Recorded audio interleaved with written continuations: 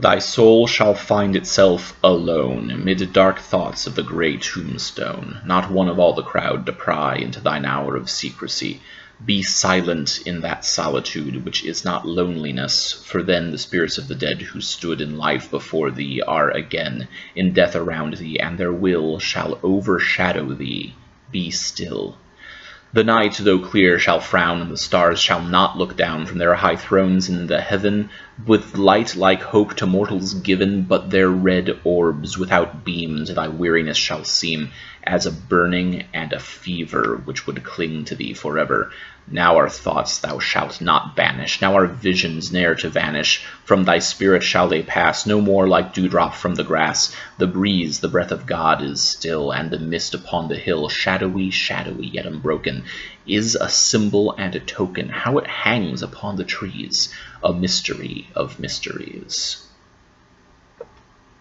Spirits of the Dead by Edgar Allan Poe, from his book Tamerlane and Other Poems, which he published in 1827.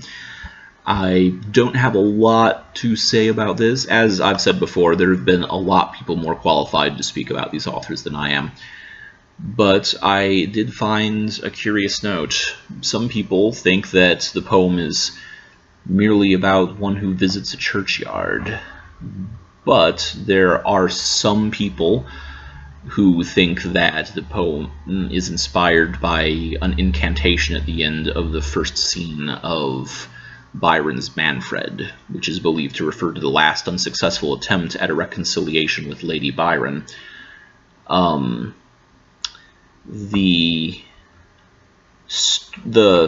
the reasons I picked this one for the day, first of all, the title, Spirits of the Dead, is really a nice title to use.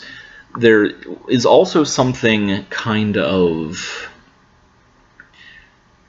going back to the discussion about Lovecraft the other day, there's something kind of cosmic about the way that the scariness is presented here.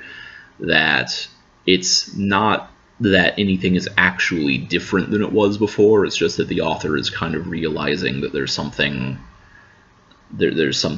oppressive and big around him, and he has a field of view, he has a point of view shifting about everything he's seeing.